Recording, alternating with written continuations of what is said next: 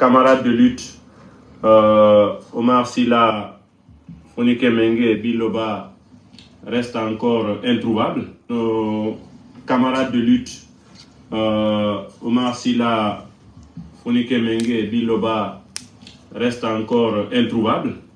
Et je crois qu'on est presque à une vingtaine de jours, depuis le 9 juillet.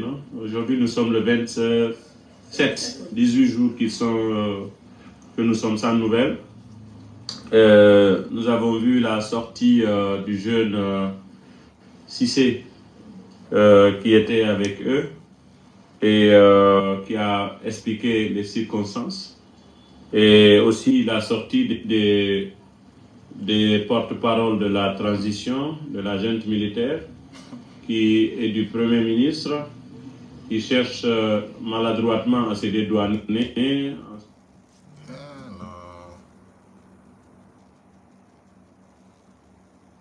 Voyant nos camarades de lutte, Omar Sylla, Fonike Mengue et Biloba restent encore introuvables. Et je crois qu'on est presque à une vingtaine de jours, depuis le 9 juillet. Aujourd'hui, nous sommes le 27, 18 jours que nous sommes sans nouvelles. Nous avons vu la sortie du jeune Cissé qui était avec eux et qui a expliqué les circonstances. Et aussi la sortie des porte-paroles de la transition, de la junte militaire et du Premier ministre qui cherche maladroitement à se dédouaner en se croyant plus subtil. Et ce qui est quand même ce qui est cynique, c'est de faire même d'ironiser et de banaliser la vie des gens. Et lorsque cela vient aussi des personnes pour lesquelles des Guinéens se sont battus, lorsque ces personnes en difficulté, Baouri n'est pas un inconnu d'ici, il a subi beaucoup de choses, il a même été contraint à l'exil, il s'est échappé ici parce qu'Alpha Condé l'avait traqué sous prétexte qu'il avait participé à une tentative d'assassinat. Il a fait des années, lui-même il appelait à l'insurrection populaire à partir de l'extérieur, il en appelait à des coups d'État. Ousmane Gawal, qui est dans le gouvernement, je crois que c'est même pas trop la peine d'en parler, tellement que ça fait pas honneur. Et Amara lui-même, au temps de Dadis, il s'est retrouvé, lui et son père, dans certaines circonstances. Lorsqu'on voit les mêmes personnes aujourd'hui au devant de la scène parler des victimes avec tellement de mépris, d'arrogance, de haine. Et à la limite, on imagine la blessure que cela représente pour leurs familles qui suivent cela en direct. On s'interroge de savoir quel pays nous sommes, quelle population nous sommes. Est-ce que la politique ou la gouvernance, ça doit nous déshumaniser? Tout d'un coup, comment on peut ne pas se rappeler soi-même par où on est passé, qu'est-ce qu'on a subi, comment les autres se sont mobilisés contre l'injustice. Mais il nous a été enseigné que l'injustice, quelle que soit sa cible, peu importe, il faut se battre contre l'injustice parce que c'est une chose qui n'est pas acceptable. Même si ça doit bénéficier à votre pire ennemi, ou votre pire adversaire, peu importe, battez-vous pour des valeurs parce que vous croyez en ces valeurs, parce que vous êtes humain. Soyez ce que vous êtes, ne cherchez pas à être ce que les autres sont, parce que c'est ce qui va rester. Ce pays a beaucoup de leçons à tirer, il y a beaucoup d'enseignements. Comme je l'avais dit au CNRD le 14 septembre 2021, on n'a pas besoin d'aller chercher dans des livres à Harvard et à la Sorbonne. On a juste besoin de voir à côté de nous des gens qui sont passés par là. Depuis 1958 à nos jours, il y a eu des gens qui se sont crus tellement puissants, mais après leur chute, on a vu ce qu'ils sont devenus avec leur famille. Et inévitablement, ça c'est une logique de la vie, le même chemin conduit toujours à la même destination. Il n'y a pas un miracle possible. Si vous voulez faire quelque chose de différent, vous devez changer ce que vous êtes en train de faire. Vous voulez obtenir un résultat différent. Il y a beaucoup qui sont déçus de la politique à cause de certaines personnes qui ont changé, qui se comportent de cette façon et qui, à un moment donné, ne croient même plus à la Guinée. Je crois que nous vivons la période qui constate la plus grande vague de départ de Guinéens du pays. Il faut circuler dans la sous-région pour le comprendre. Nos compatriotes sont nombreux dans tous les pays voisins pour ceux qui n'ont pas les moyens d'aller plus loin. Mais aujourd'hui, vous n'avez pas besoin d'un sondage pour savoir, en dehors du petit groupe qui profite du pouvoir, le petit groupe qui ne représente même pas 0,001% de la population, en dehors de ceci, je pense que si vous faites un sondage, vous verrez que 90% des Guinéens ont envie de quitter la Guinée. Et c'est dommage. Parce que ce sont des ressources que nous perdons. Tous ces jeunes qui vont pour étudier, parce qu'ils ne reviennent pas, parce qu'il n'y a pas de perspective. Si le retour dans ton pays, c'est la mort qui t'attend, c'est l'injustice qui t'attend, c'est le mépris qui t'attend. Les références qu'on te donne, les repères qu'on te donne, ce sont les gens les plus médiocres de la société, les plus criminels de la société. C'est eux qui ont pignon sur rue, c'est eux qui s'exposent. Les plus méritants, ils sont méprisés. Ils sont traités comme s'ils sont des maudits. Et le Guinéen définit la réussite par rapport au matériel. Ce qui compte pour lui, c'est quand tu vas garer un véhicule de 50 000 $, tu portes un bazin de 10 millions, tu distribues de l'argent. Pour eux, c'est toi qui compte. Quand tu fais un livre, quand tu as un mérite, quand tu récoltes quelque chose, quand tu contribues à développer l'humanité, ça ne compte pas pour eux. Quand tu as une monnaie n'importe pas ici, les gens ne regardent pas. Mais quand un voleur des deniers publics passe là-bas, on dit eh, c'est le grand du quartier. Lui, il aime la jeunesse, hein, il nous aime beaucoup. Il nous aide ici. Il te vole ton avenir, il te vole ton présent. Il prend l'argent qui devait servir à t'envoyer tes enfants à l'école. L'argent qui devait servir à construire des hôpitaux. L'argent qui devait faire des routes. Ton voleur, au lieu de le prendre et le mettre en prison, il vient, il te donne 0,01% de ce qu'il t'a volé. C'est toi qui applaudis pour dire non, le grand là est gentil. Il est vraiment... C'est lui qui t'a jamais rien fait, tu as la haine contre lui. Et toi, tu sors sur les réseaux sociaux, tu insultes des gens qui t'ont jamais rien fait. Ceux qui te compromettent tous les jours, qui ne veulent pas que tu évolues, ceux-là, ils ne te regardent pas. Et quand tu parles d'eux, on dit, ouais, il est jaloux de son succès. C'est-à-dire finalement, et même par rapport au soutien des activistes et autres, il y a certains carrément qui ont abandonné la lutte en Guinée pour te dire finalement, certes, les leaders doivent monter le chemin, mais ce sont les populations qui doivent donner de la valeur aux leaders aussi. C'est comme lorsque je disais ici, le cas du Sénégal, quand les gens en ont parlé. Lorsque Diomaye est arrivé avec Sonko et tout ça, les gens qui te disent, vous devez faire, vous devez faire, vous devez faire. J'ai dit, au lieu de reprocher aux leaders ce qu'ils devraient faire, il faut plutôt alors, vous les citoyens, vous comparer aux citoyens sénégalais pour dire, quelle est votre capacité à valoriser vos propres leaders? Quelle est votre capacité à donner de la force à vos propres leaders?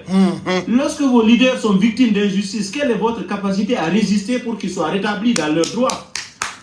Si chacun qui se prononce se retrouve dans des difficultés et le lendemain, chacun s'occupe de ses affaires et personne ne veut plus rien faire, mais c'est humain. À un moment donné, les gens ils réfléchissent et disent, mais je me bats quand même pour que tous ensemble, qu'on ait un bien-être. À la limite, la personne qui se met devant, elle est à l'abri de certains besoins.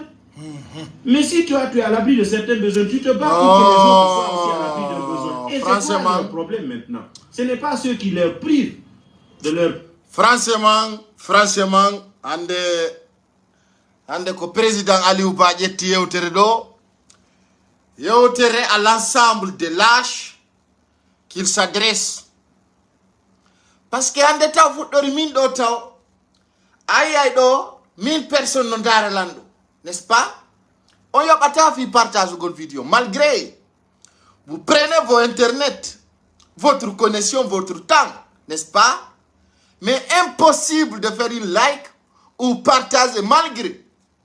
Je prends un grand risque. Parce que je peux me prendre moi aussi, je me mets ici à côté. Je vous regarde comme vous me regardez. Mais aujourd'hui, on a pris un drapeau pour s'en aller. Vous qui sont derrière, alors, pas que ça rentre en France, Djanga, ah non, Django. Qu'on a des nations. Et comment tu fais pour avoir des sources pour informer les gens? Et ce discours en or très valeureux doit être partagé, enfin. Parce qu'il y a des gonga quand, n'est-ce pas?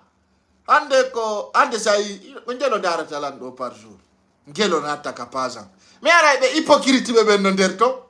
Même pour like, akena mi do wobe akena ko be moni sabu compéti visibilité ou. Arabe darata gorebe a wonirbe Côte d'Ivoire, wonirbe Bamako, wonirbe quelque part de Lomé, etc. de Gabon, qui fait des millions de vies. Mais ils sont contre parce que Païkoussa reporte un bazin. Voilà, ils sont contre parce qu'aujourd'hui, Païkoussa est devenu quelqu'un, il me traite de menteur. On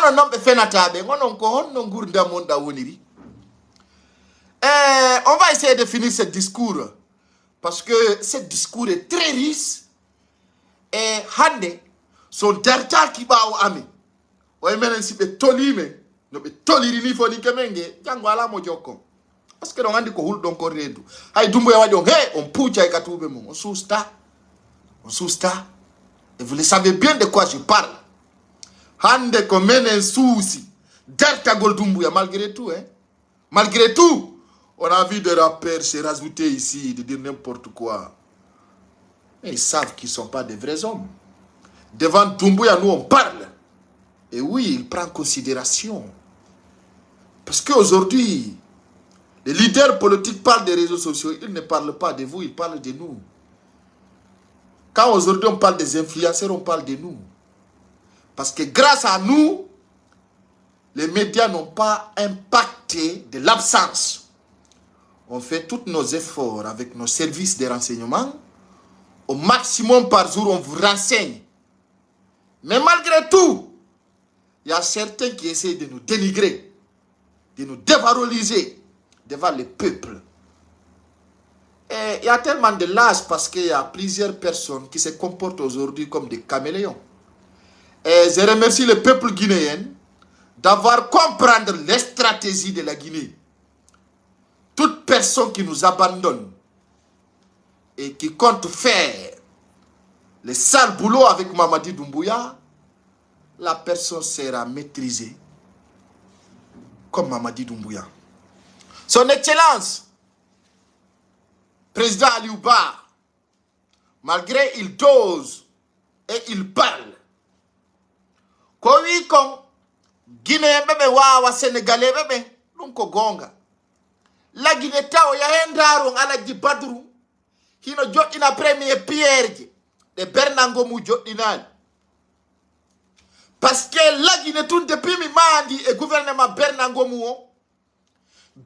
mu joɗini 50 pierre. Quand on réalise. Hande be yana ala parce que moi ben toujours, c'est-à-dire awajo to be hande be fu bojango. C'est-à-dire daina be janna manoga be na manoko hawi ya woni yeso. C'est-à-dire ko be wola na ko foyo be reno ngula mu bandi be ala jabde. Na kambe tunongoy. Na kambe tunde ino to ala jel say ndala ba hibe to. C'est-à-dire sa traiti be bandi be mono. Sa wala ni be gonga be mono. Joni Bernango, l'ancien premier ministre guinéen. Ko combien de pierres au jo iner la Guinée ko tawata resi sal. Awa si on siki. On waɗanay Doumbouya campagne nder Fouta Diallo lamminom on sakkitore na menen sakkitorte de parce que menen kamen woni ga meɗe wawi wurude ga ha men maya mais wi hay si men mayi ta furi amen natte lagui kono si on jokki ɗum ɗo on acci ɓe ɓiɓɓe mon sahimbinama parce que hande koko mawɓe mon accuno Lansana Conté duufi Dadis Camara seɗi Sékou Ba Konaté mondi Alpha Condé lajji. Si on sikki, on joki, ha on lammini Doumbouya e hore fulbe ben, e hore Guinéen be ben, e hore nde fenare. On sikki ko menen wadu don, ko non sakki torta. Menen ngande, men wada e message alerte. Men ngandi na jamao. Yanko nundo doa den waddi. Men ita hore amen e nder mum. Min ni on ka politique tan wattu ton piiji fi allaji sabuna hande on est victime e ngandi Mamadi Doumbouya plan makon ko laabu do poy falno wadde nde yewtere do kono en sakkitorayde weltano de Aliou Ba wallahi nyande wo piyede no mumsi nyande wo ko piyata munyo ma yottota ko mummutte bano adama si gollirali hore yi'irali gite wolirali hunduko naniri nowru on tigi najay e ndari en tawi tuma lanci la gine wo ko fulbe ben tawa ay non labe fo non darude ko Ammara Camara yawno ton donki o yon kura mankata e der labe e jetta e précaution do be wada nayon lawol fi campagne ande yalla ji Badrou yayjo ini ton premier pierre Allah, des imams politiciens, y a pas de souci. Allah no rien. Yo Allah on surwe. Kono la Guinée naji. Hande mi wadi video ji buy mi posti. Ko la weltani sukabe wano Abu Umaru. So pullo Mauritanie, pullo modjo so perejo.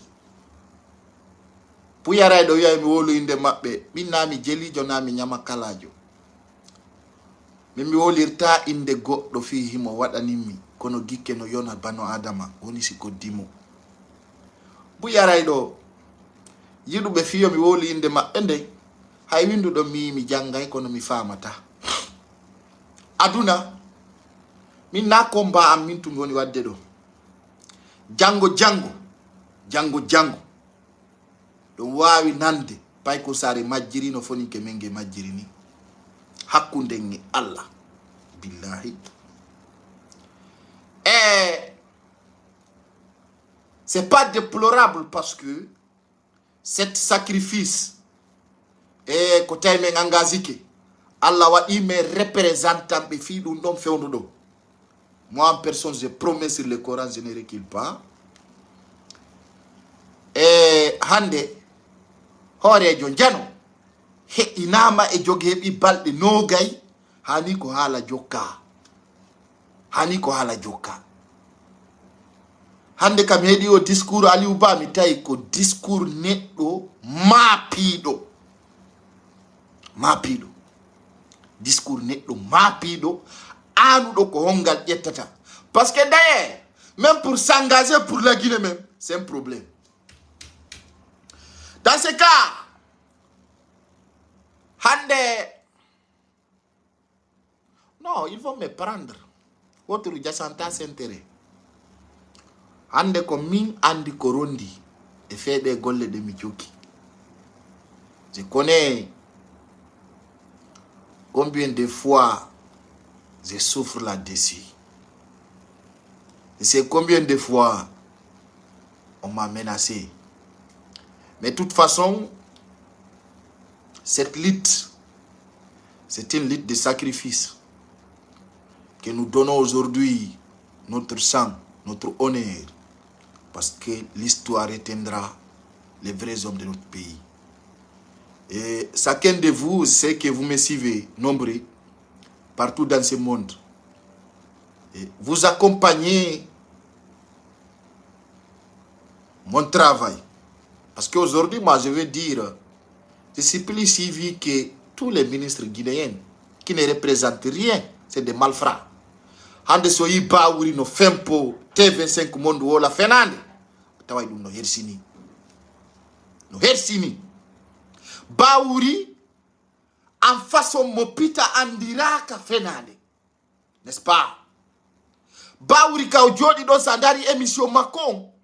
Andari regarde makodi a andai mopita wawata wolu de fenande kono si a woli nama fenande hara ya ala fere sabuno be inni yeso tampere suturala oui be wi si atampi hara suturala yeso ton kamindari baouri mi tay mo mari complexe udutugol hunduko makko konte be 5 monde wola de fenande mais on nuniri fi fere ala ay journaliste jongi no mo transition wana juto kanko tigi bawro wi la Guinée ari na tugol e période mo ɓe natali ha hande. Donc haray jango lendi yo gandi yari ko selludalen baari fita o CNT yaltin ko yete ko constitution keso e nder stratégie jamen ndi ay fewndo ɗo ni ko menen jogiti leydi laggine ndin ka communication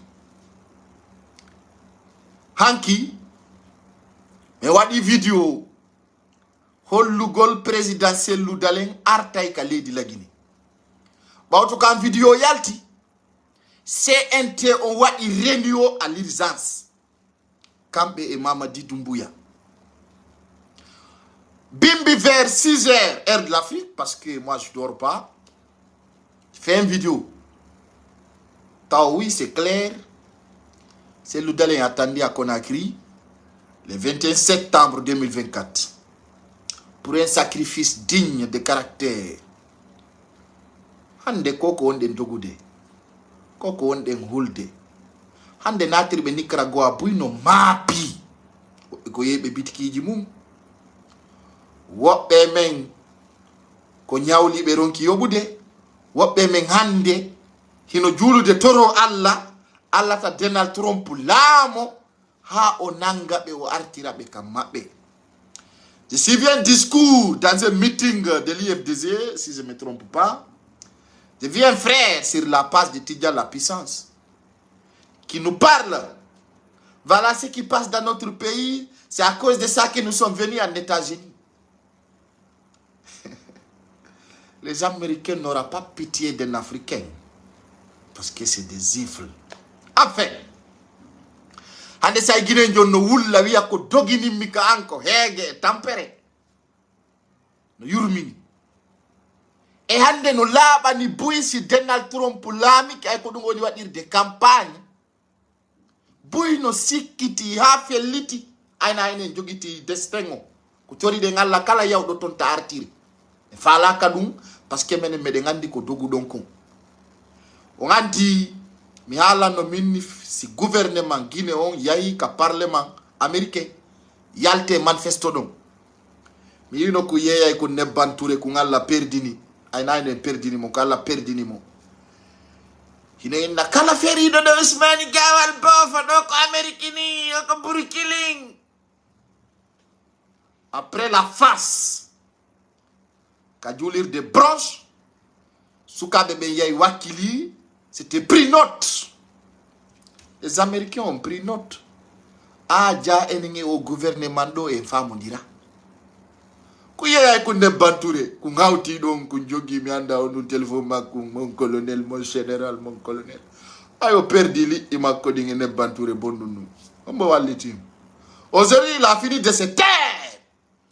Parce que ka Qur'an no windi al-fasigi wonnalde al-nafiki ko al-fasigi khalidina fiha me luttino yay dum kayite jahannama Allah yida Allah wi si tagado ni nafigi jo tubi mido yafomo kono si tawi windama al-fasigi ko khalidina fiha kayite jahannama ala sikke ko pelleta nata jahannama be yali kayde anata yalta ko anata wona ton daruri c'est-à-dire si be feri ke maton kayite jahannama ton ko khalidina fiha ton lutata Allah yida nafigi pour le futawi wo hakkeji ɗi gacca ko aduna bakkatuji ɗi yaada e mum lakara hande so ndaari ɗum on tawa no yurmi hino hersini ka pullo ƴoɓoto ha wirto na gere min ni na gere ma antum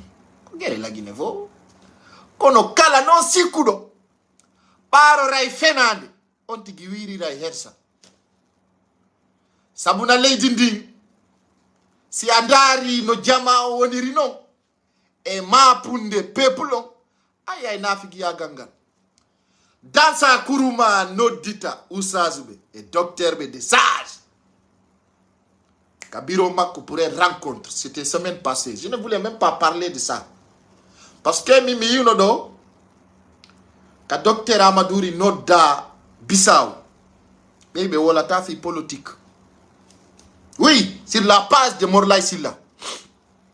biya si be yeddi kadi mi yaltina do photo ji mabbe din kono ay dansa kuruma no dibe fi rencontre de sage be yawno ka ko fionno na wole de ka dansa kuruma fionno wole teto to ngandi ande jangube membe wala wibe ko sage be membe kibe subi fenande acci gonga si tawi non on wuli landon on souci Allah on acci peuple mongon il y a de confiance les hommes clés do yimbe am si be ari na ha be ndami wolu fi mabbe sabuna inelado so yi on wajo to souvent wolo fi Boubacar Siddiq ono janguwe ko fion wala to fi makko ko fion nelado mantorim holorim parce que les vrais soldats depuis islam tipi islam no manti fi mabbe les vrais patriotes les vrais combattants ko Allah wi o kibe aljanna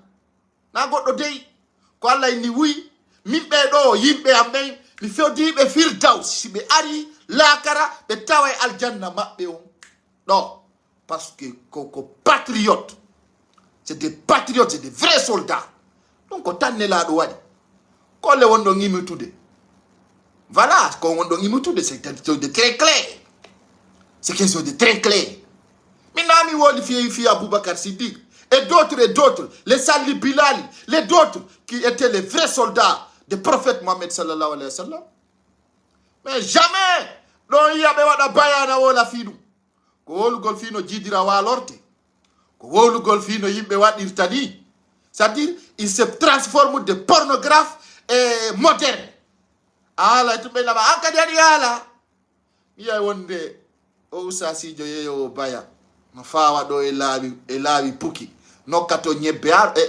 kebbe aronka parce que inugol dumbu yako gorko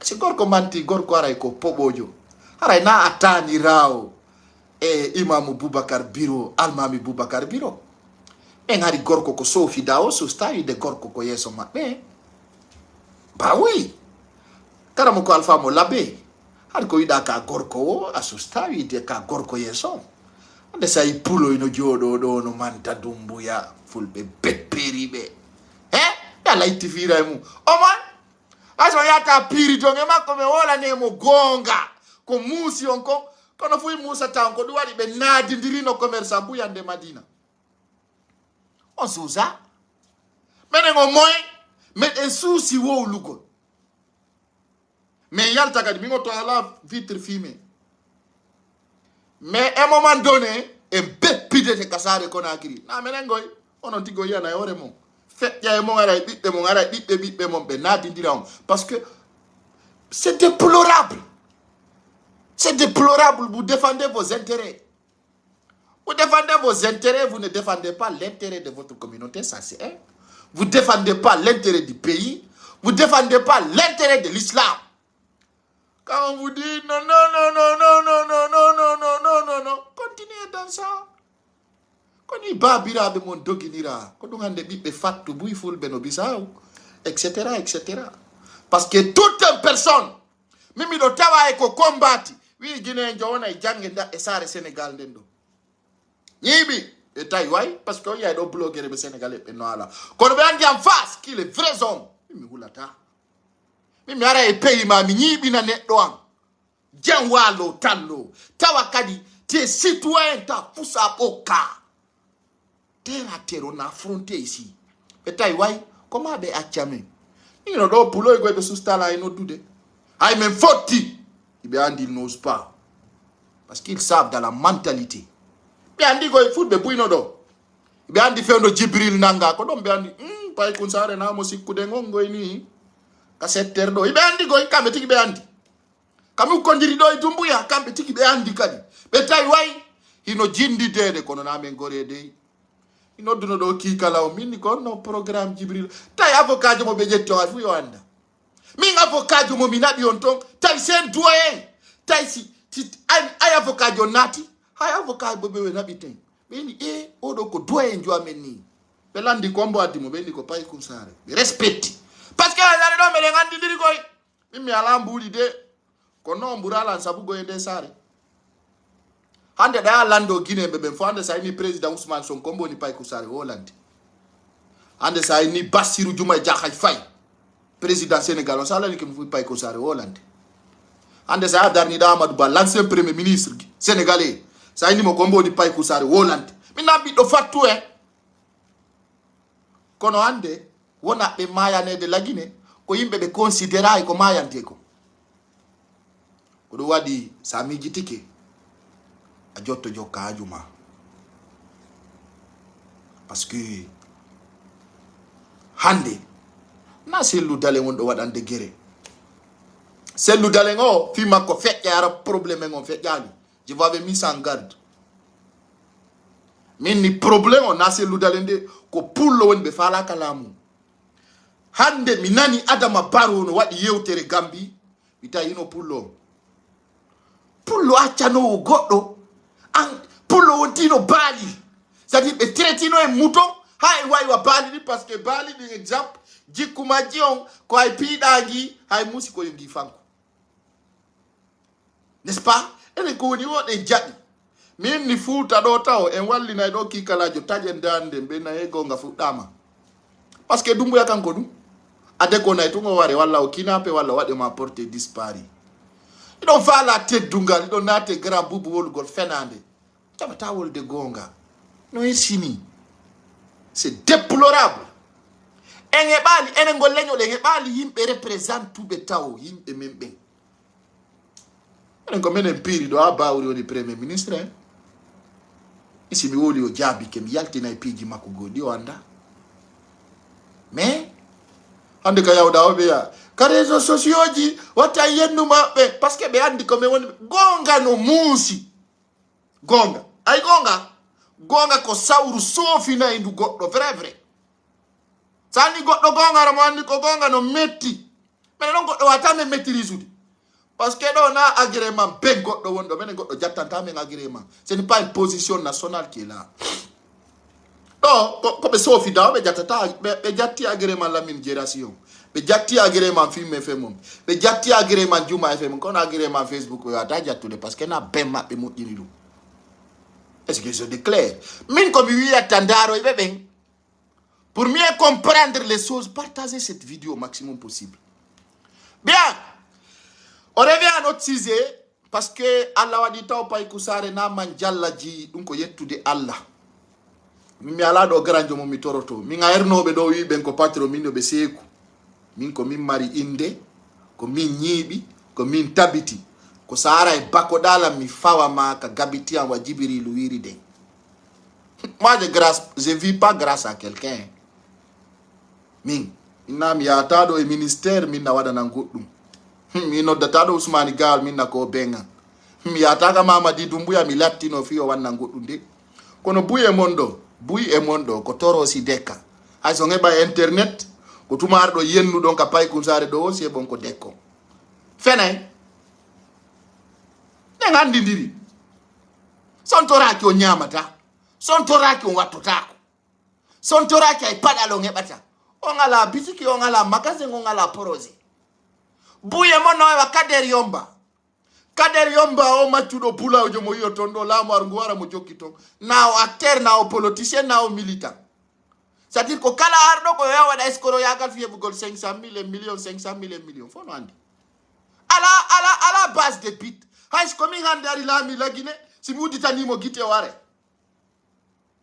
fo no andi c'est quelque chose de très clair taga do wuri tano pullo dimo wawa tawa de wa korboya darande korboya be de ino parce que dumbu ya holli ala ko okka o ala mbudi ko o jonna wowla de fi makko kanko tigi himo mapo di ekonungu o mobi ba o makko n'est-ce pas quelque chose de très clair alors chers compatriotes en 2020 minu non blogueur buy de parce que ko fenande be maddi na gonga c'est pas un opportuniste mi hande mi viola li biddo goddo hande mi forsali jiwo goddo do hande mi ala din problème mi avi goddo no wola fi dum ara mi do kirdama parce que d'ailleurs moi si digne mi ay mi régule ma ay wol na nene ma parce que atawa c'est très bien fait moi je ne dis pas n'importe quoi Je vois beaucoup de personnes se rajouter dans des commentaires de dire n'importe quoi.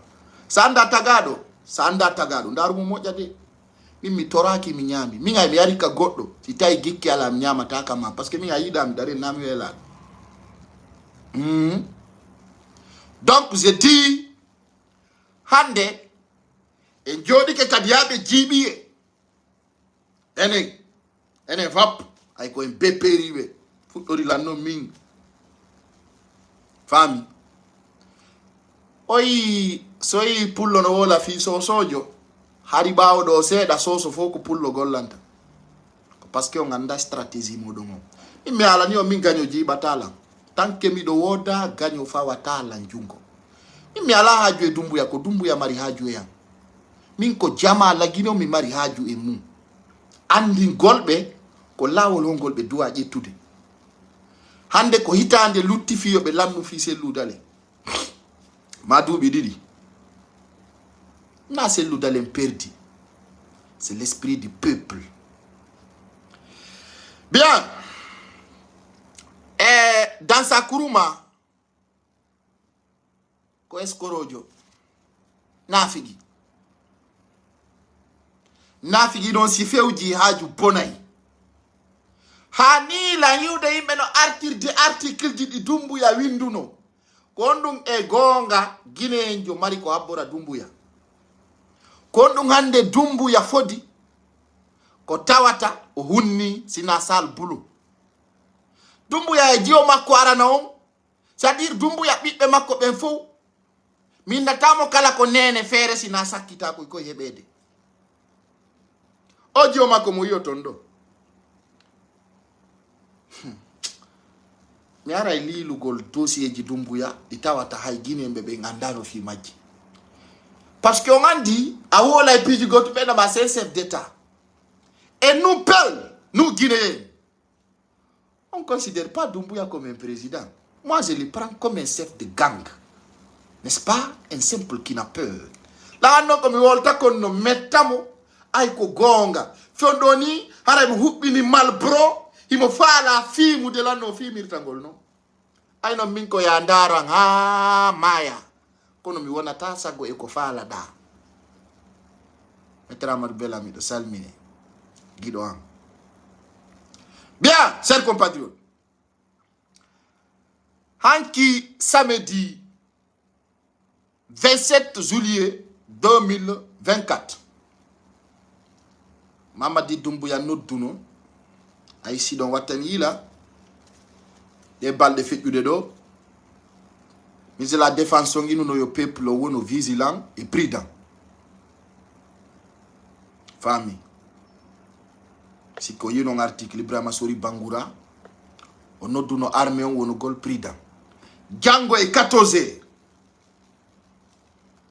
ay be andi seludale ngartay la banibe seludale woni pré artugol ka leydi la Guinée ko du wadi sacrifice watake la habitati ko de wotere kono non ko alda ko fo no firte go se ngimike kono ko fewndi arde ko CNRD programme ko dum woni on halande hino halde firte ay hala mabbe wana fello dum non ko se wakiliki plan mabbe on déjà men halino mo constitution mo be windi on ka CNT be présentimo sage be buy be présentimo mawbe buy be présentimo yimbe buy kono ben susata yaltude wowla parce que fi hondu ibe wude wona menen attorte nanirde dum na menen attoto nanirede dum na menen attoto nanirede dum mi on la ondo ko sage be buy convoquer ka CNT ya non dore mu landebe ko nabinobe ton est ce que be wadi on contrandi ko nabunobe ton kon on andi la Guinée no yurmi ko yurmi ni kon non min na fi amin send tes vidéos s'il vous plaît tapotez cette vidéo au maximum possible send tes vidéos fi Allah dara non do hore mo ndare do ko da le 21 juillet ndare yidabe do ben ko mboyombo woni do hino ndare be hino kombe woni do ndare hino ina dansa kurumani hina oyi be tour du table hina oyi ay do be on ay be ngabano ki hina oyi hina dare moja hina oyi ka idoreni hina oyi ka moi je dis rien, regardez seulement hina donc son ati capaz dansa kuruma ono dino ma be va po ala ni be ino comme windi ka kon yo libe kataba lo libe o c'est les sages dansa kuruma ay ma be yalti wo yetti Allah o weltani ke Allah ko ngo wadi regardez bien fion wadi si o ladon ko fita wi uno be andano wana non buyno do e jabatal de fi politique si be no dama kono si dansa kuruma no dibe be andi ciogu gorore yalte be hay be yalte be ko fa be teddi lamgu wa be teddi lamgu taw yay Allah andi nyande gore ay mi do yidi hudago hedagol oustaz be dido lagine donc oustaz Abdallah Mombe ya mon papa Allah tawaray be jang et oustaz Taïbou sa façon de parler un homme de Dieu de caractère binani oustaz Taïbou waji ndari jamaw ha be wi ko mi woni ko wolde do ta lando ay goto sinami wo si be ndari leydi laginandi be ndari no jamaw woniri no wo hélicoptère je buy yimbe Guinée wiro yay ka jahannama c'est-à-dire parce que andi gonga no ton si andari atawa c'est vrai oustaz Taïbou a dit mi yedi goy be wi ka fewnda do sila kara ya ham be nande goddo be nay min Taïbou jodi do yeso mo ngondo si Allah yafa kila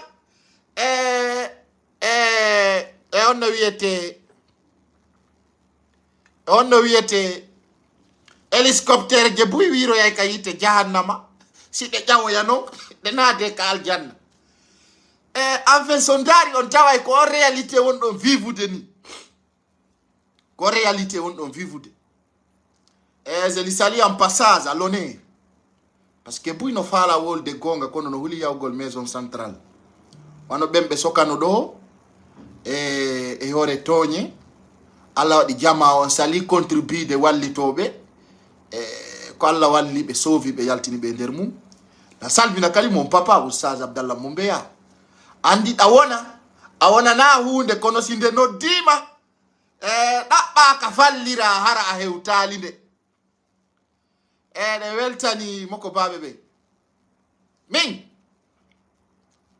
mo kala ndara Guinée jong ayenen do fu ala wuro do 50 dubi ciapande joyi watta do haray Allah jettitima ko histoire ma wolete quand même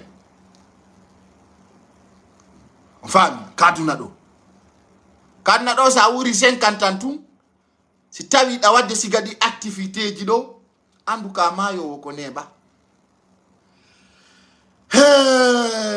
arten non e fe ko woni ko ngarde jango si moko ba hayli hore andu no wodi ko jibini ko woni ko arti kono non fodo ngandi Mamadi Doumbouya fenay ka est-ce que hande si landama ko jelo woni pré mayugol fiyo Doumbouya yaw goto wiata no woni pré kono non si wonali pré fi mayugol Doumbouya yaha hegenge waray en bitakan waray en sonsoli gidi waray en tampere leydi ndi waray en petition waray en kanko Doumbouya tigi waray o waray joni no sida andi gebal mako deddede hida andi gebal mako deddede e hida andi no windani ma kulli nafsin zaikatil maut kono ala ko buri fotude e mayangol gonga kan mayangol dina kan mayangol leñol mungol mayangol réalité on mayangol parce que donc andi no kasa ko pay kun sare maya ta pullo lamo ma ko pullo maya ta pay kun sare lamo en tant qu'Afrique sali en mentalité, ando a même talam. Le 5 septembre 2021, c'est des éléments de forces spéciales qui t'ont allé à la mort. Mais Maï, Fio Doumbouya Lamo. C'est clair. Anani komi wolikon. Ko non andi sino wakili, esi tai wakilaki. Ande si Doumbouya yi mata wartindire. Kanko tiki mo andi ko wardo si Holandi, andi ko fenande o ma Holande. Hande Doumbouya wi sta kongindire. Kanko tiki mo miniri kongaide. Bonna, destabiliza. Haray dum no kirdi.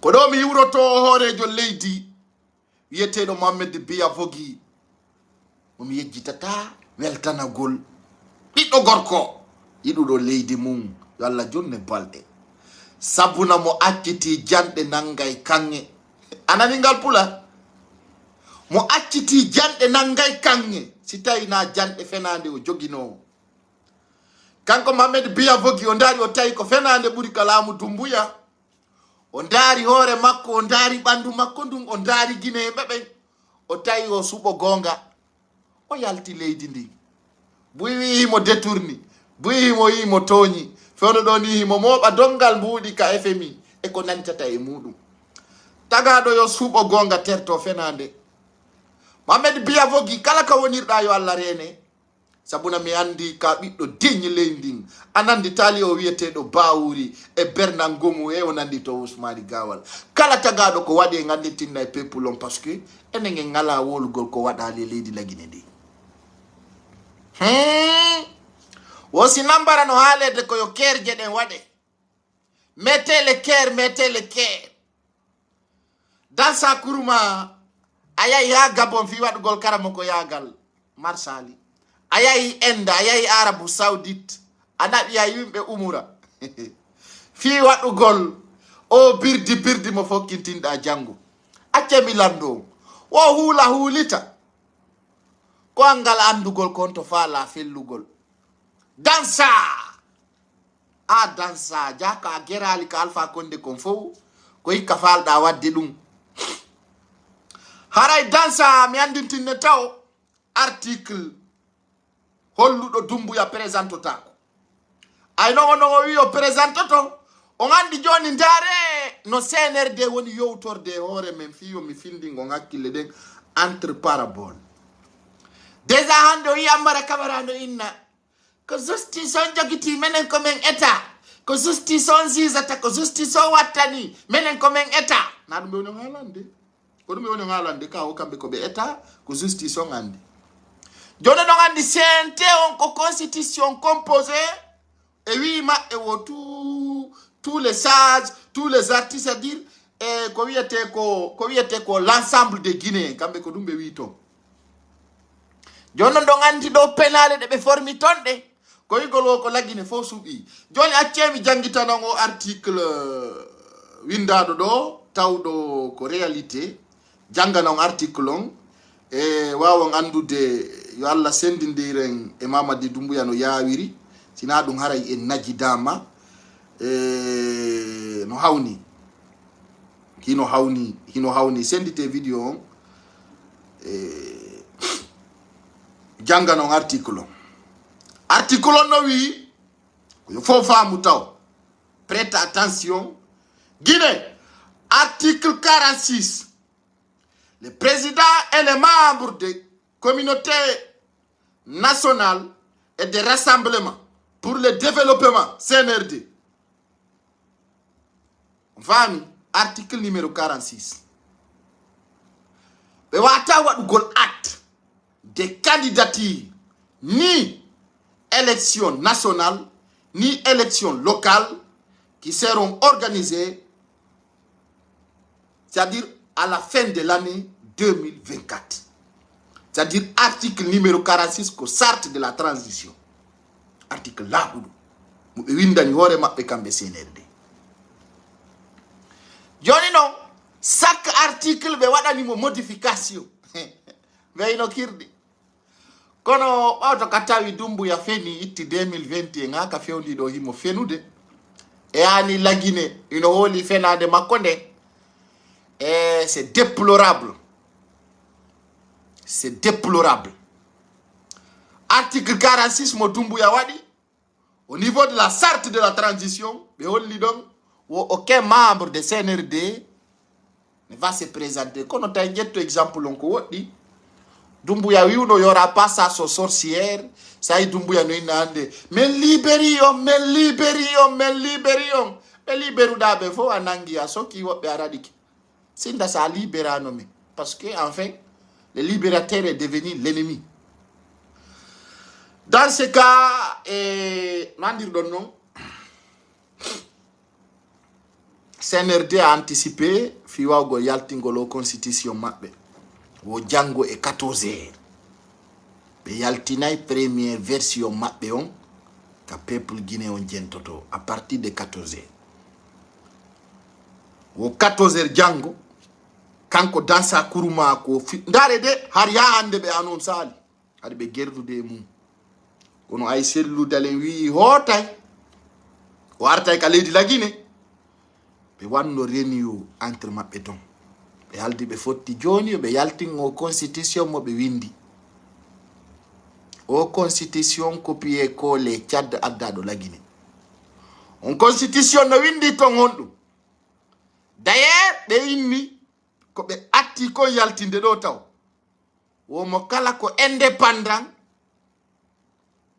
suwaza gol mo falaaw nane de hey e ko bandiji wo mo kala ko indépendant e suba gol ko faala ko est ce que on nani taw wo be foppu mabbe ko dum woni ko be alti taw be fotti wo mo kala no waawi subade ko faala ko wo fu no waawi subade ko faala ko c'est à dire est ce que on andi laawo ngol be udditingol be wi wo mo kala no waawi subade mo faala joni non kambe be preparino subotoɓe Doumbouya kamɓe tigi CNRD ɓe préparinoɓe ɗo waɗi si meɗen hollude on ɗi ti sortuji ɗi ɓe woni wadde a yanki tun accident wanno lawol Kindiya e yimɓe buyarnoɓe supportugol Doumbouya maayi e mum kono ɓe yaltinali ka télé o andi si innamo kala e suɓo mo faala anda wayde ko pay ko sade suɓiɗa a wata innude non parce que ko ɗum ɓe waɗi stratégie mentalité jama on c'est une stratégie de manipulation. C'est une stratégie de manipulation. On doit créer des polémiques envers nous. Donc, nous avons un article, et vous allez comprendre que ça fait pitié. Ça fait pitié. Ça fait pitié. Ça fait pitié dans notre pays. Enfin, l'article, chaque personne est libre de choisir ce qu'il veut. Quand on andi teta wara e nambarari e lendi fiyo laban jamaon e ko albala unjano woni ko fokkitani leydi la Guinée ndi kasara e nder subagol kala mo faala on onon konni yiwɗon e ɗum au commentaire s'il vous plaît ato e wadde divers ji men ɗin ɗo womo kala no wawi subade mo faala ɗo woni ko dansa kuruma holli e ino ɗo article on ko Guinée News Guinée Africa Guinée.com woni ko windimo e ɓeɗo les sources ji maɓɓe ɗin ko source ji laaɓuɗi ɓe holli wo constitution keson l'avant-projet de la constitution enfin disponible ɓe holli e nder constitution on womo kala no wawi suɓade mo faala joni noon onon tigi on yiino ɓe préparino yimɓe on ɓe wadde campagne tournoi ji ballon ina ko Doumbouya ha aduna lanna on yi ɗum ka so yali non yali on yi ti sortuji men postino ɗum ka page ɗo fo iɗo reeni joni non si ɓe aroyi wiwugol kamɓe ko Doumbouya ɓe suɓi ɓe ya wala ko Guinée ɓe suɓimo kamɓe haldi fotti andi sen immaki dartiɗen ɓe tolaye ɓe toliri ni fonin kemen ge ande waɗi balɗe nogay god susta wolde balɗe nogay depuis ɓe nangi fonin kemen ge hani ko ala jokka fami balɗe nogay acce innugol ko complicité fi selludalen na probléme makko ni miɗo haalande on ko woni kon arde hiɗo ƴettude bakkon ɗum e Cellou Dalein. Cellou Dalein n'a rien à faire parce que duuɓi nogay ɗo ara Cellou Dalein na fi lagine aneni duuɓi sappo yeeso ɗo ara Cellou Dalein ko landeteɗo fi ko lagine waɗi. Famine, c'est ça que vous devez comprendre aujourd'hui. C'est ça que vous devez comprendre. Minni on Doumbouya na bemmo onon e ɓiɓɓe Doumbouya ko gore. Doumbouya mo mari 54 ans. Doumbouya e benga woni gore. Doumbouya e caba benga. Ka duuɓi fenani ɗi Doumbouya jonni hay babenga no ekkimo. Famude. Donc Doumbouya hande si o fenani babenga yi ɗum fanki ara yandi ara, tu vois, parce que ko kamɓe woni génération fami e so ndari laamu ngun mani kaɓɓe ko catégorie woni ko waɗi.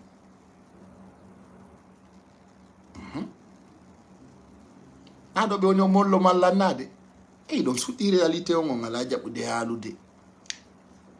Administration Guinée on est-ce que on yalno ɓe joɗɗiniri mo on fo ɗon andi ɗum jarañande o ɗe ngala fi ɗum. Bon ɓe holli janngo e 14 heures o ko habbano kon lebbi ɗum ara e yaltinede ɗum ɗon on ino tawa e ko joɗɗintinni Doumbouya ni lagine fi o constitution ɗo yaltu, o constitution windaɗo ɗo fi o yaltu. Joni noon so yalti janngo e 14 heures e 20 heures wode ko jama on fillodiri parce que mi sikki tun hay si tawi buynoga hay si nanata français kono wode tara 10 ans ɓe o ko wolete konno janngo on heɗoto article ji yalta ɗi ɗon ɗi e ndarun tawon article ji ɗi fof koye faveur no Doumbouya wonira candidat e hiɗen gandi noon si Doumbouya woni candidat ɗo hara e nder duuɓi noga e lagine ko yo fanko. Parce que y a rien militaire wata développe de leydi ta goɗɗo habbo ɗum. Doumbouya déjà o fuɗɗinoke wadde campagne makko neeɓi wattagol leppi watto siga ɗin piiji waɗa siga o birdi fo no andi hay si wowlata kono fo no andi hande noon mo yaade o ɗayna labbe o rewa e Alaji Badrum ayi ɓe joɗɗinaga premier pierre hino sikkono ɓe naɓe ministre ko ɓe imamu kono joni ɓe joɗɗina toon premier pierre hay noon laafi on joɗɗina ɗo premier pierre mo Bernango mo joɗɗinali joɗɗine continuer à faire de première pierre, c'est très important pour vous. Comme il doit andi tout les lagine ding ide yurmi ide yurmi vrai yurmi ha pim ha boti miru fenanalima yurmi vrai bon haray horeɓe ka IFDG fuɗɗike pleñade hay Cellou Dalein hotali fuɗɗike wullitade moƴƴano haray no andirɗon non le camp de Cellou Dalein répond au général Amara. On s'oppose à toute instruction de la justice. Amara Kamara ko halikon no laaɓi poydey kadi fenantao. Amara Kamara wi ko ɓooyi président Cellou Dalein hotali lagine ko ɓooyi kamɓe ɓe arantamo de ɓe wi kadi Amara Kamara ko haalikon hino laaɓi poy koyne noon andi si immoto darto faami warto fita ɗum laato. Amara Kamara wi monsieur Diallo min raɗaki ɓe simo faala o yahay simo faala o aray ɓe gerino fi nattugol Cellou Dalein ɗum ɓe ronku famine ɓe ronku ɗum ɗum jono si ari ha président Cellou Dalein décidi hotugol lagini Amara Kamara ko wona ɗo nelede yo ar yottina o wi ko ɓooyi Cellou Dalein arali lagini justice on no habbimo ko ɗum ɓe wi et il attendait le bon moment e ɗum kadi na pagayi e mono ƴetti ɗum pagayi hande waɗi balɗe nogay depuis ɓe nangi fo ninke men ge billo ha ni ko fenande wona wolede na procureur on yalti ɗo wi o minen min ganda min ganda on bo nangi ɓe na ɗum dari na ɗum wona wolede procureur o wiyanda o nani Doumbouya no wola Amara Camara koko nela wari o yottini ko ene non andi si waɗa résistance si watta kamɓe ɓe wi si Cellou Dalein tippi hande lagini hande ni jon o yaha justice joni non ko ɓe duwano wadde koko ɓe attorayno kon joni ɓe sakkitori joni non ko des choses woni nder to ko enen daroto wiya justice alaka Cellou Dalein ñawete lagine ɗum non koye hoore sacrifice dey ɗum koye hoore piiro ɗum koye hoore beppodiro ɗum marsata parce que o yi fewno ɓe inni ɓe accuse ɗo Ousmane Sonko koye hoore beppodiro marsali naada kore payande tay gasta tay ñande o ko sofodiro ɗum ko clair mi walani noon exemple min ni kulle ɗen ka burure kala waw kunkuma ñamay kuma min ni ndaru documentaire ji ɗi Doumbouya no desidi kala an pese o mo laamu ngu ngo ñamete ko ono landoɗo o fi saria Cellou Dalein yaltinal ɗo kaydiji suudu mum fof wi ɓe toñan on to justice o woni na justice o tigi yalti wi o kamɓe ɓe wata ñawde ɗum o non mene mi wata ñawde ɗum mi wata konto yalti wala ni non ko walla ɓe on ɓe woni o wullinde saria wi mi wata ñawde dossier kon wawɗa donc hande num o andi président Ousmane Sonko wiwno wo ɗaɓɓowo laamu duwaka accude leydi mum ndi hande noon ko ɗon wonde garde min yayaw ndaara ɓurɓe ma ɓen jokkaɓe ɓe hollete laawol ma rewa e laawol maɓɓe président Ousmane Sonko wi si Macky Sall jonnimo kala moƴƴere wonde e hoore leydi ndin kanko o dogata Sénégal ɗum si ɓe naadimo e kaso ɓurgol ngol sattude himo wakkili kono mo préféri mayugol kono o laamoto Sénégal ko ɗum président Cellou Dalein a forontay noon law joni noon ɗo faaɗi faaɗi fak ɗo hande kadi ko wawata en wallude ɗo wo ko yiɗa nande kon ko violation piiro non tu wawata en sortude ɗum ɗo puucodiro yimɓe maya vrai beppodire ha laggine fof para kala mo kala sous standard oya ko ɗum ɗon tu woni sadaka men on si ɗum wopi oh là là dialogue assise national ɗum fof ko beppale ni hara ko place Cellou Dalein mi woni hara ko min ni place Cellou Dalein ala taw ko stratégie mi watta fi raɗagol France nder leydi lagine ɗin c'est-à-dire kala ko bien France woni min nayo militant ɓe am ɓe gattako ɓe naadidira direct ni c'est-à-dire tout l'intérêt français sera menacé en Guinée hara ko min à la place de Cellou Dalein ɗum ay mi landota ko goɗɗo goy c'est-à-dire ko direct c'est-à-dire Zalimé live directement jooɗo min naray kala yiɗuɗolan wonɗo lagine kala kandu ɗon ko bien français naadidire kamɓe sonje kamɓe adi e laamagol c'est-à-dire waddidira ɓe haɓɓe c'est-à-dire France tigi santa menacé mum on janngo mum mi tippora Burkina Yuro Ibrahima Traoré mina miɗo weltanima golle maɗen no labaka suka wakkiliɗo minna walla mi yiida e Hasimi Gueyta on miɗo yiɗimo miɗo hoolimo sa yi hande maali hetti hoore mum ko laggine tummankani o waɗe union de Sahel yo sediya o soofide e union africaine fof ko fenande ɓe waɗa populisme waɗe c'est-à-dire manifestation fuɗɗe la ɓe yapita kono akiri naate eya joni si Doumbouya moɓata si ɗum woppi poɗɗe ɓen so lamota ko aw maya mi halne on ɗum goy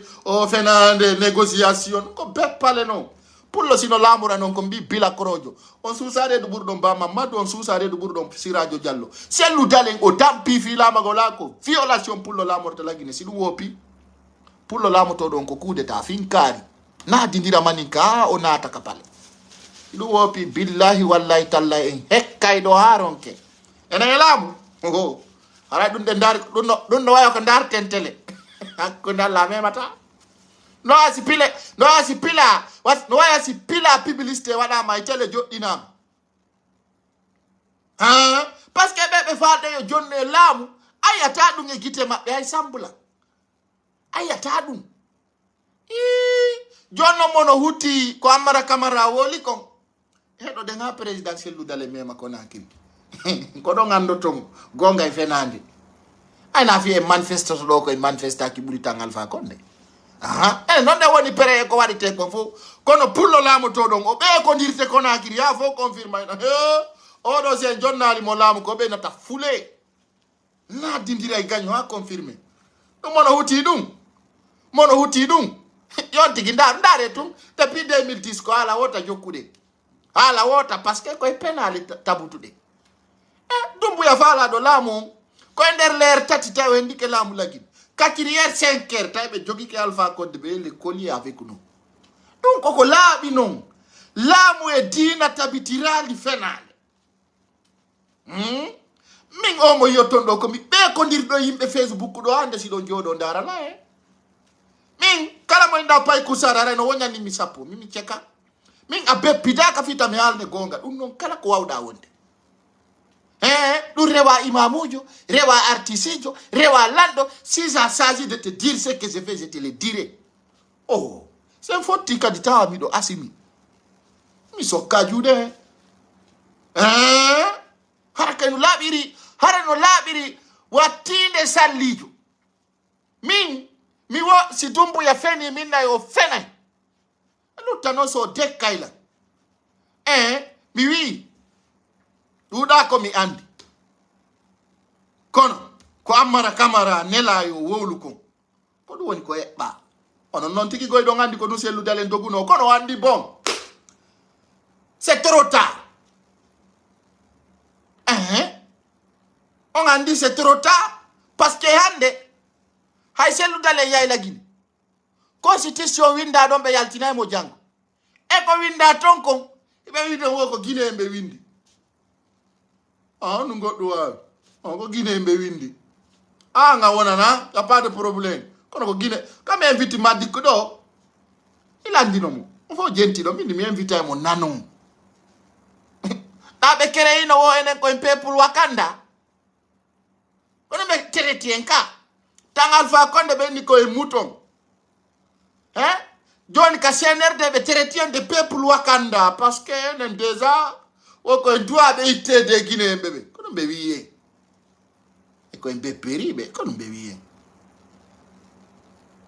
wiye wo koye peuple Wakanda enen déjà ko haalete nous sommes des accompagnants quoi min ni o laggine ɗo yo présidentiel dale gandu ko naɓatamo ton ko beɓodiro dey si tawi ko fi ɓuttu walla jang e kisiye haɗa yo ɓe wonu ga parce que koyo guine andu ko ponso pansa tun gere tun ko gere tun wawata e wallude ɗo hende ɗo ko violation tun wawata e sortude ka wonden ɗo ɗum ɗon yon violation non kadi ko yon précise soyi bawuri jooɗi ke France 24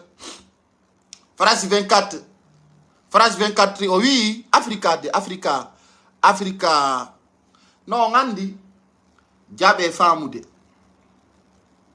heɗo gaño ma anda ko lawol ngol o ƴettanma so yi bawuri jooɗi ke TV5 mondu wi wosi tawi jama o nanga ko ɓuri kon ko feƴƴi kon 28 septembre ɓuri ɗum feƴƴa e lagine ko par ce que mo andi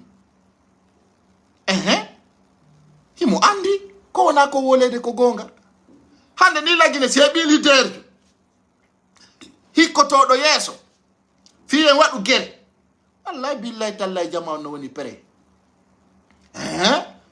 ino tum moɓodiren naadidiren saare nden ala ka wujjede ni ini bandi on no kooki ala détournude fewno ɗo ni kala boss jowonɗo e quartier o yo préparo si yiɗo pan aya ɗo payle buyno dogina otoje kese parce que fewno ni otoje kese no e Conakry aya ɗo jiwoyno falo ɗo ɓiɓɓe ministre oyno jogui ɗo téléphone ji iPhone 15 on to ɓe bakkiɗi fappu men jaɓa men buyna ɓe ayona c'est ça qui est normal ko ni Conakry ko ɗon duwa fewndade enen non si anticipali ene si anticipali Dumbuya kan anticipi oygo nangi foni ke menge wadi mo katap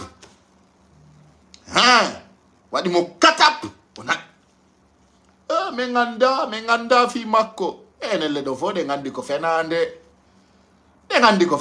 ko Dumbuya nangi mo kono lay be inde menganda no wallahi menganda menen nangi mo nane be olo dakat be ya jama oh no joni menen immini brigade de recherche menen immini kari o dabbitam mo mardo andi ko be yata ko mo dabbiti ko majja kare dun no kirdi no be warali mo be waratamo no be ala intere wargol foni ke menge be hulumo iriye warali mo be warimo kadi be hultago indugol be warimo est ce que on do ngandi Dumbuya taw Dumbuya wardo sadi bakuli bali jetti fure o nabi ka morgu ono est ce que on do mari hore taw kwango sikki Dumbuya no wodi ko huli Dumbuya wardo sadi bakuli bali jetti fure o nabi ka morgu tay don wala nakimo o jetti fure o natti ha manjana ka mabbe o nabi sori o gardu berde de ono yal dum ono nganda Dumbuya be onandu inde on kefero Allah la ilaha illallah muhammad rasulullah sallallahu alaihi wasallam se dabbude kefero hulbinido kefero dangerejo sabuna be bawo kaferan kaku bakkatu ala Dumbuya non ko kefero ha adna fo andi fimo hudado ha luki d'ailleurs moi je vous rappelle Dumbuya mo yi don non ko won do pere mayugol tagado non si jodi ke tahi mo woni pere mayugol andon ala ko haccuma ko ne mu sayay ka mi wala ni on ka pale no fe irta ko fi mo cigarette me maganja yara bere ha jonge aduna Dumbuya nini mo fel fiti ko buri fandude o nyamate kanko de ngi foni ke mengi joddini be ton be yalta kad be na be anda no me ngando ko do wat siwiya nde sellu dale no yakona akiri yo dabbu gardi day oy Ousmane Sonko kanko mo mari gardi e blogueur be ko do be memu mo ara filmama sellu dale taw duwa ko do wadi yanki mi andi tinni minni wata on welsindo e blogueur be aya Ousmane Sonko capaz makko président Ousmane Sonko vient d'être arrêté par des unités camouflées. Il y a les avocats de Macron. Oui, il filme, direct. Activez le direct. Donc, quand on a pis jarna pis jelagini. Harako yetta de internet. Pango hara upini. Wani jamma wani nyalorma. Ben blogueur be donc doit be protéger de 24 heures sur 24. Haraka wi play word na humpitoto. Hande so ibe nangi foninke mengi jawali ke tallike. Ko parce que blogueur jay goto be banna ido nyetti o blogueur watti men hudabe on so fidete son topita ki men ko lo mi Ousmane Sonko mo wela mi o ni blogueur o Sénégal do goto nyaawata men o kala ka blogueur jo nanga justice no acciti mo saria jaba no hey Ousmane Sonko des fois tu me plaît parce que kanko jabali saria o saria la ka windi o blogueur nyaawe on blogueur bon bien hatu makko alaydu kanko mo valide blogueur nayo nang sar Sénégal de ayal tay wola kala ko fala da ha berde ma walo nata nyama cere walla cepu ha rendu hewa wada waji gouvernement ngedu ay Bassirou Diomaye Diakhar Faye yal blogueur be do wola do fi makko aronka ala yana na mo jabodu ben mari projet ben wodi ko ari ni berna ko imbe wol tay réseaux sociaux ji quand la Guinée nata premier ministre no jodo il y a des gens qui parlent aux réseaux sociaux parce que zéro projet zéro projet est-ce que non nani Ousmane Sonko no wala fi Tunkara accu makko edum parce que quand pouvoir voilà on dit que pouvoir l'essentiel c'est comment sécuriser les Sénégalais c'est pas un accu makko ala e penade na be fami no do kala blogueur mo be nangi do be natta la gemi be beppu fenade on to dum marsata o blogueur ko yoton ko alla didum non fa la tambi to do ma chondo menen ko me wawi ko wala ngollo tanke do néglige kay do o Guinée no fami no buri goddo ne prenez pas lui wa do mottindirde 100 000 Guinéens anda wa néglige de on wolo e nder seconde ji talagine fo kala ka wontira fo no jenti ɓe non c'est des blogueurs simple aya harati important plus qu'un blogueur tu verras bon haray Amara Camara ɓiɗɗo Jara Camara huɗa ha sofida hakkude Allah Amara Camara jali wo bone huɗa ha beppida nda c'est-à-dire ko yimɓe mawɗo Mela TV bienvenue on udditani en télé keso ɓiɗɗo si heɓama e dorogu woni yeeyowo dorogu jadi ɓiɓɓe Jara Camara ɓe fof ko yeeyoɓe dorogu mene noon min haalay ɗum o nana nde ñande Ousmane Gawal no wiya kumpital wo ko honno wawata atakirde eta wiya ko yeeyoɓe dorogu baben baben Amara Camara ko laggine fo reconni c'est un dealer de cocaïne kanko mi wooli ɗum komin haali ɗum le fils de Lansana Conté était des dealers de cocaïne en Guinée. Faut nous andi. C'était des dealers reconnus par la nation. Taï ka fichier d'arrestation taï betawa. E on beye de benchondi. Hande kotira wa Amara Camara wodo ka port autonome kona akiri. C'est un dealer. Faut nous andi. On a bebe wolta. C'est des narcos. Jara Camara. Quand nous t'as Camara nangirnom. Vidéo dit no woda allez taper sur YouTube, vous allez voir. Jara Camara était un simple dealer de la cocaïne. Faut nous andi Amara Camara en konou nega. Quand on a dit que l'État, comment tu peux dire que l'État... Mais si les fils des Allah vendaient de cocaïne, et aujourd'hui se retrouvent dans l'État. mais voilà, il faut qu'on dise la vérité. Il faut qu'on se dise la vérité à un certain moment. Dans what Guinée, bébé, comme on veut. Mais dans ce n'est pas bon comme on veut. Mais dans ce n'est pas bon. Même fait, hein? Bon, haray non Amara Camara holli donc. Si celle dale ngari la Guinée, et à justice, tamu huto dum. Lutano John si beya se nadindira lam ko se nadindirta. Est-ce qu'on ngi den woni prêt? Si tawi celle dale nangama hande ngukayite sarnde. Dum taw duwa landede. Kala ina wayi mede woni prêt. Mayugol fi yo celle dale lam. Pas de négociation. Si tay den no woda. Parce que Aliou Ba wadi do yewtere o do ya idni o leader be Guinée be wawa Ousmane Sonko landi taw si jama la Guinée no wa people sénégalais o aya ndo sénégalais jono walo kala o na nyamata walo tako en tant que Ousmane Sonko la maki walo kala wal jama be wada groupe be jodo ka kale furuji be ya kambe be mota ko do en tant que Ousmane Sonko la maki d'ailleurs Kotuba vota ni Basiru Juma Jaka Faye ha carte landi. Tai ko naba ton ko landi tuba. Ko tombe burno na bir de carte jama on voti ton ha landi. Tu vois comment on est prêt parce que Dumbuya on anta fi Allah o tan nabijo. Nanata honorable Ablaye Kula. Do. Si présidentiel dale ngoti konakiri. Anye mingi ngandi ko justice be habbi.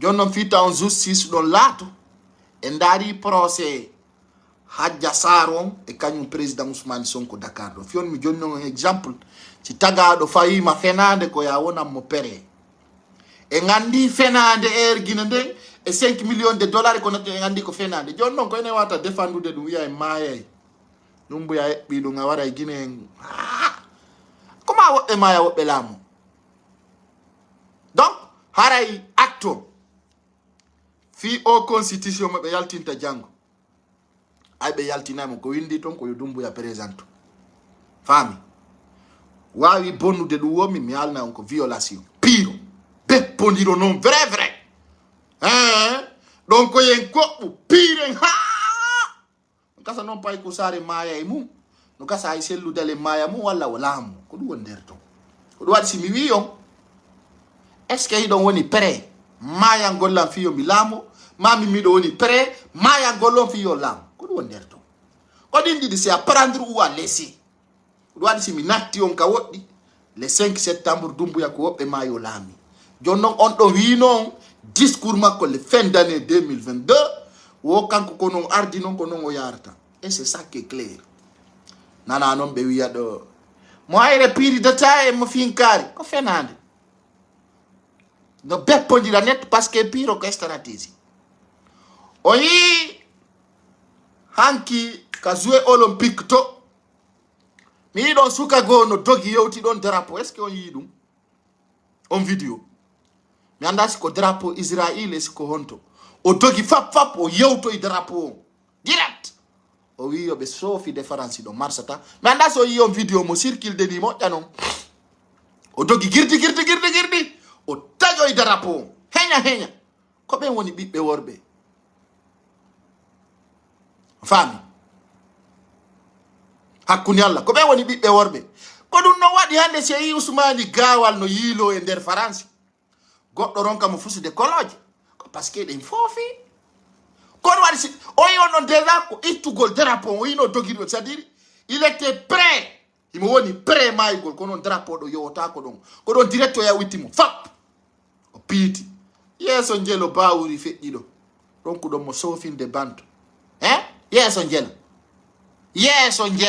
fulɓe njelo min ni on ko ma tagaɗo wakkilo sacrifio Allah walle ko ya toro Allah balla onon tigi o yiri ɗum gite mum ɗe gon non dogi ɗum vuru yowto e darapo piitimo e leydi oye merde mon ko no waɗi ça c'est quoi ça même ino ɗo vidéo no jindude var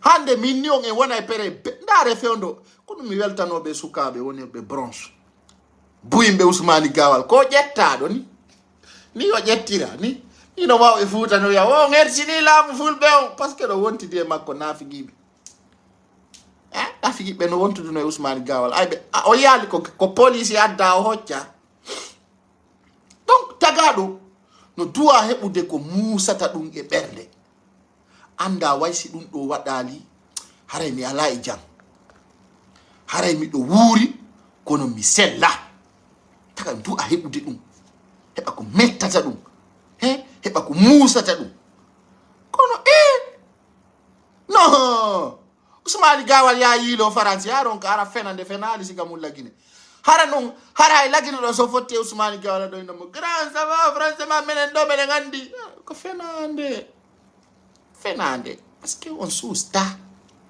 ɓiɗɗo gorko si déterminaki o lamtako ayɓi yon vidéo taw mi weltanimo tara ɗo simi yeymo fami tara ɗo simi yeymo ɗo mi holla on vidéo c'est quelque chose qui était apprécié quand même ɓiɗɗo gorko yagal on ɗo ngal tay non c'est clair may gongol wonde no moƴƴi parce que c'est la vie c'est la vie hein c'est la vie faut que vous compreniez cela quand même tapotez s'il vous plaît tapotez au maximum partagez, mettez les likes oh là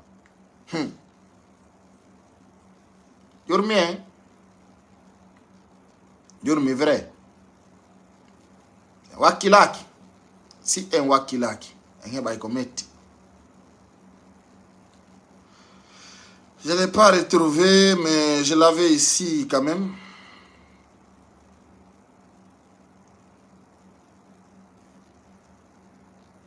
Je l'avais ici avec moi. Maintenant, ma hopa pani dun kolaba. Mais bon, mi yita ali mota. Kola ngandi mi yito yemo. E ko jama ngandu do. Kala ko yo wakkilo ka woniri. Hara habbaki goddo. Irnugol kañum ko ma ha goddo walla dum kala no way wadde gere ka woniri do kala no way buttondire de vrai n'ayez pas peur parce que la peur vous détruit tagado si holi tum ko ala na wona na bu intam so fina mo ha o jamandiya pour rien du tout ino do hino dare mo do dare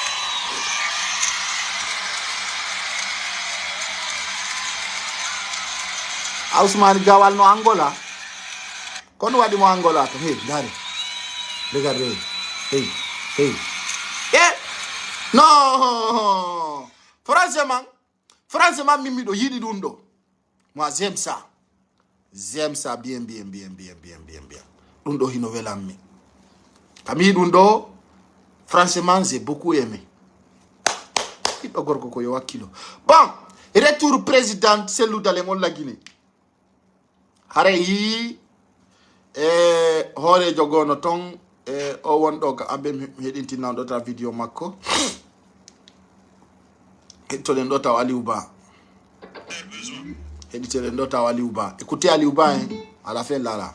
Haring hedi ke vidéo on sait là, to den modon. On dit ouais, il est jaloux de son succès. C'est-à-dire finalement, et même par rapport au soutien des activistes et autres, il y a certains carrément qui ont abandonné la lutte en Guinée pour te dire finalement, certes, les leaders doivent monter le chemin, mais ce sont les populations qui doivent donner de la valeur aux leaders aussi. C'est comme lorsque je disais ici, le cas du Sénégal, quand les gens en ont parlé. Lorsque Joma est arrivé avec Sonko et tout ça, les gens qui te disent, vous devez faire, vous devez faire, vous devez faire. J'ai dit, au lieu de reprocher aux leaders ce qu'ils devraient faire, il faut plutôt, alors vous les citoyens, vous comparer aux citoyens sénégalais pour dire, quelle est votre capacité à valoriser vos propres leaders? Quelle est votre capacité à donner de la force à vos propres leaders? Lorsque vos leaders sont victimes d'injustice, quelle est votre capacité à résister pour qu'ils soient rétablis dans leurs droits? Si chacun qui se prononce se retrouve dans des difficultés et le lendemain, chacun s'occupe de ses affaires et personne ne veut plus rien faire, mais c'est humain. À un moment donné, les gens ils réfléchissent et se disent, mais je me bats quand même pour que tous ensemble, qu'on ait un bien-être. À la limite, la personne qui se met devant, elle est à l'abri de certains besoins. Mais si toi, tu es à l'abri de certains besoins, tu te bats pour que les autres soient aussi à l'abri d'un besoin. Et c'est toi leur problème maintenant. Ce n'est pas ceux qui leur privent de leurs besoins. Ce n'est pas ceux qui leur privent d'un avenir. Tu vois quelqu'un, il est satisfait parce qu'il se dit, le président est de mon ethnie, moi je suis de son ethnie, et la même personne, à 16 h, elle n'a ni pris son petit déjeuner, elle n'a ni pris son déjeuner, elle est misérable, elle n'est pas allée à l'école, elle n'a rien fait de sa vie, son avenir ne préoccupe pas cette personne, il te dit, non, moi je suis content parce que mon parent est au pouvoir. Ça veut dire quoi en fait? Alors, je crois qu'il faut travailler à transformer les mentalités. Aujourd'hui, nous regrettons tous que Bilo Fonike se retrouve dans ces circonstances. Nous continuons de nous battre, nous continuons de les soutenir, nous continuerons toujours de les soutenir, mais il ne faut pas que la flamme s'éteigne. Parce que généralement, le pouvoir joue sur la durée. C'est comme ça qu'ils font. Comme d'habitude, tous les dictateurs. Ils se disent, quand je fais quelque chose, les gens vont faire du bruit 2 ou 3 jours, et puis c'est fini, ils oublient, ils passent à autre chose. Ils jouent sur l'usure. Et c'est ce qui risque d'arriver, c'est ce qui risque en train d'arriver. Ils ont de la famille eux aussi. À un moment donné, les membres de la famille vont dire, mais c'est pour qui vous vous battez là? Parce que la situation est arrivée, il n'y a plus personne qui parle pour vous, c'est humain. Ils sont des enfants. Donc, ne les laissons pas tomber. Il faut qu'on continue d'en parler. Il faut qu'on continue de revendiquer, d'exiger leur libération. Au modèle, on se bat, la direction nationale s'implique tant au niveau de la communication qu'au niveau du lobbying, de l'information, etc., etc. Mais chacun de nous doit continuer de lutter. Il faut que les gens sentent que lorsqu'ils se battent pour tout le monde, les gens peuvent les porter. Même les prophètes que Dieu a envoyés ont toujours recommandé à leurs fidèles de les porter, de les suivre. J'ai entendu quelqu'un la dernière fois dire, je n'ai même pas trouvé de quoi répondre. Il dit, mais Fonike et Bilo, ils étaient partis en Europe, pourquoi ils ne sont pas restés là-bas? Et finalement, c'est eux. Pour toi, c'est eux qui sont les fautifs, c'est eux qui sont des problèmes. J'ai dit, même si eux, ils partaient, toi, tu es là, non? Qui va se battre pour toi? Tu ne fais rien toi-même. Ou bien tu allais accepter indéfiniment ton sort. Ce que tu n'es pas capable là, eux, ils sont en train de le faire pour toi. Mais tu trouves qu'ils devaient rester là où ils sont et t'abandonner ici. Toi, tu te calcules dans ça là. Qui va se battre pour toi maintenant? Ou bien finalement, toute ta vie va se réduire à aller faire le mandialadji auprès de quelqu'un qui a un poste là-bas. C'est ce que tu veux? C'est comme ça que tu veux devenir? C'est ce que tu veux rester dans ta vie? C'est dans mandialadji que tu vas préparer ta retraite? Bon, on a écouté son excellence président modèle Aliou Ba qui a donné aujourd'hui un bel discours très exemplaire, un homme intellectuel qui a écrit un livre, qui a dit pire vérité de la Guinée. Franchement, c'est déplorable aujourd'hui. Sondari Wanofoni Kemenge, depuis Onanga Wadi Balde Nogay Ande. Balde Nogay. Balde Nogay. Pourtant, Foni Kemenge Ande, moi on a venu gol Amérique, moi on a venu gol France, moi on a venu gol asile politique. Donc, c'est déplorable. C'est déplorable parce que la Guinée aussi, ça passe dans la merde quand même. No yurmini quoi. No yurmi vrai. No yurmi. Bon, chers compatriotes, on va essayer d'écouter encore notre leader de l'IFDZ qui nous parle de la kidnapping de notre compatriote. Voilà. Foni Kemenge. Écoutez-le ici en direct sur Guinée Matin. On peut comprendre qu'il cherche à se dédouaner. Mais dès lors que on peut comprendre qu'il cherche à se dédouaner. Mais dès lors que des personnes ont fait des témoignages, des personnes physiques qui sont ici au pays, la belle-sœur de Foni Kemenge et d'autres personnes qui sont formelles, avoir vu des unités connues de l'armée guinéenne, les forces spéciales, la gendarmerie, vous voyez. Alors dès lors qu'il y a ce témoignage-là, et qu'il y a celui-là de Cissé qui est une des victimes, un des enlevés, qui a fait le témoignage, je crois que le procureur général devrait pouvoir instruire les différents parquets d'ouvrir des enquêtes au niveau de la gendarmerie, au niveau des forces spéciales et de l'ensemble des corps constitués de l'armée guinéenne pour au moins élucider cette situation. Parce qu'il est quand même inacceptable que et la présidence de la République et le gouvernement et l'ensemble des services judiciaires, des services de sécurité nous disent que personne ne sait ni qui a enlevé Foni Kemenge et compagnie, ni où ils sont allés, ni ce qui leur arrive. Mais ce n'est pas possible. Non, mais Dundo Hulbini. Non, Doumbouya, il est grave, hein. Doumbouya, il est grave. Mais, c'est bien la constitution, les gens vont voir ça. Parce que, Dundo, communauté internationale, wata nanirde Dundo fi al. Kono an hakile ma wata jabirde, ko CNRD woni wolde ko. Non, ben, Hulbini, je te jure. Écoutez. On peut comprendre qu'il cherche à se dédouaner. Mais dès lors que des personnes ont fait des témoignages, des personnes physiques qui sont ici au pays, la belle-sœur de Foni Kemenge et d'autres personnes qui sont formelles, avoir vu des unités connues de l'armée guinéenne, les forces spéciales, la gendarmerie, vous voyez. Alors dès lors qu'il y a ce témoignage-là, et qu'il y a celui-là de Cissé qui est une des victimes, un des enlevés, qui a fait le témoignage, je crois que le procureur général devrait pouvoir instruire les différents parquets d'ouvrir des enquêtes au niveau de la gendarmerie, au niveau des forces spéciales et de l'ensemble des corps constitués de l'armée guinéenne pour au moins élucider cette situation. Parce qu'il est quand même inacceptable que et la présidence de la République et le gouvernement et l'ensemble des services judiciaires, des services de sécurité nous disent que personne ne sait ni qui a enlevé Foni Kemenge et compagnie, ni où ils sont allés, ni ce qui leur arrive. Mais ce n'est pas possible.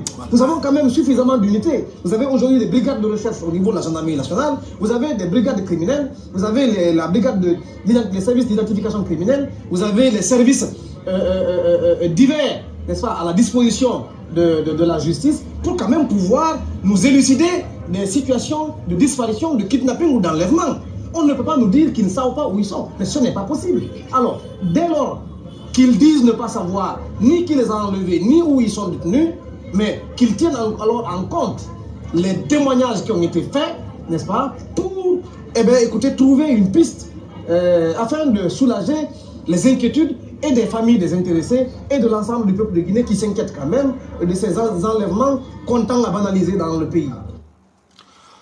Bon, on a écouté notre frère qui vient de nous donner une information très claire. Arekwandi Tingol Tunkadi, avocat de Foni Kemenge, ben Fondoni, état noir dans des complicités Wingani. kono si Allah non jabi jango kiki de ngara yewtugol fi mudum ay do ande sajiri fo mi jogoto lere feccere fi yo waw heɗade information ji ɗi e ko yewta e nder vidéo on kon fop sallala non jabi e yisde jango e 20h haray fo yo prépare ko yaltata kon jango Conakry à partir de 14h. Je vous souhaite une excellente soirée. Merci beaucoup.